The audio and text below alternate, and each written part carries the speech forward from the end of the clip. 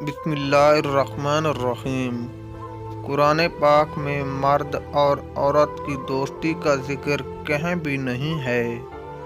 اس متعلق اللہ پاک نے فرمایا، اور جو تمہیں پسند ہو اس کے ساتھ نکاح کر لو۔ عورت اگر یہ بات سمجھ جائے کہ اس کا شوہر اس کے ساتھ باقی تمام رشتوں اور ماں باپ سے زیادہ مخلص ہے تو شادی شدہ زندگی کے 90% مسائل حل ہو سکتے ہیں۔ عورت کی زندگی جتنی مرضی عیش میں گزر جائے، مگر اسے ایک مخلص مرد نہ ملے تو اس کی زندگی رنگین نہیں رہتی۔ عورت دوسرے مردوں کے پاس تب جاتی ہے جب آپ اسے عزت اور وقت دینا چھوڑ دیتے ہیں، اور یہی سب سے بڑی غلطی ہوتی ہے۔